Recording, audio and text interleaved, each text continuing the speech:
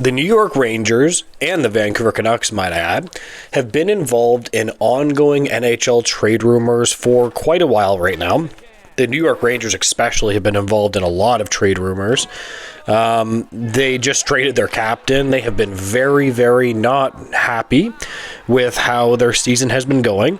Honestly, I kind of like to see it. I mean, I love trades and trade rumors, so I mean, I don't know if I would want my team to make a panic move. But that's just my opinion. Now, we also know the Vancouver Canucks have been having some issues in their dressing room and, drama going on there. I'm sure you guys have all heard about that, especially if you've been following the channel. Now, here is the thing. We know now that these two teams have contacted each other about a huge trade, a pretty sizable one in my opinion, JT Miller for Mika Zibanejad. Now, we know from Elliot Friedman that he has verified that this is true. Now, there's a couple of things, though, and there's one thing that not a lot of people have been talking about, in my opinion, from what I've seen, is that they wanted, Vancouver Canucks, that is, wanted Braden Schneider from the New York Rangers. They for a while have been very, very interested in him, and they've wanted to get a hold of him. I mean, it's no stranger to see why. He's a good right-hand shot defenseman. I mean, I wanted actually the Leafs to draft him. I remember when he was draft available. Now, I'm going to be straight with you right off of the bat. I honestly don't know why the Vancouver Canucks would do that if it was just a 1-for-1. You know what I mean? Like, I'm wondering what happened here is that they wanted to add in Braden Schneider to get it done. That's probably what the Vancouver Canucks were thinking there. But if it was just 1-for-1, I absolutely would not have done that. Now, Mika Zibanejad has been a pretty good player so far in his career, but there's no doubt about it that he's taken a step back. After scoring 72 points and 91 points the past two seasons, he's only scored 25 points this season. I mean, that is just not really that good at all, especially, when you expect more than that from a player. So, yeah, not a chance not from the Vancouver Canucks position. I would not have done that.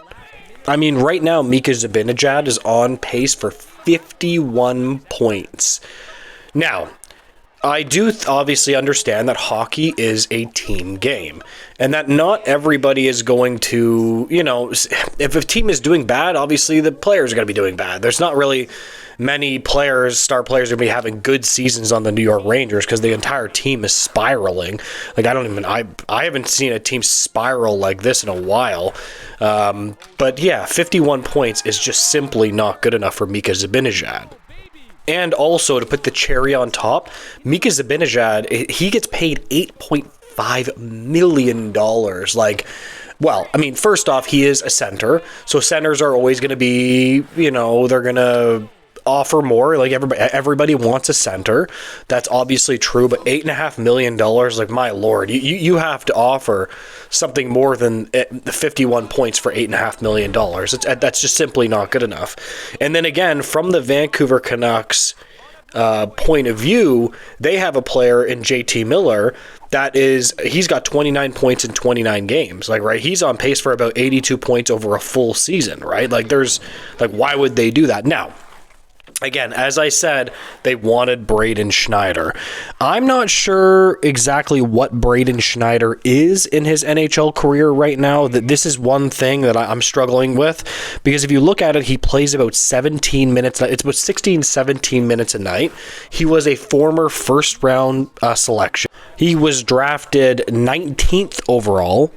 And I'm wondering from the Vancouver Canucks point of view if they're thinking to themselves, well, hey, listen, we can get this guy on a bargain. Maybe we can take advantage of the New York Rangers. I do think that Braden Schneider could have more to add. I personally think that he's going to end up being a 20-minute-a-night guy in his prime. Like, I don't think that's completely impossible at all. This is a guy that shoots right. So this is probably what they're thinking. Again, right-hand shooting defensemen are always going to be a massive value in the National Hockey League as well. Now, both Miller and Zibanejad have no move clauses, so that does make things a lot more complex. Now, you have to understand, though, that There are ways around no move clauses, though. You can put the pressure on a player so much that even if you can't move him, even if you can't put him on waivers, that you can really, really just center a player out so much that it's almost in their best interest to move. But a no movement clause means that you can't put them on. You can't move them at all unless they agree to it. Now, there are ways to get the player to agree to it, but with a no trade clause, worst comes to worst, you can literally just put the player on waivers, right?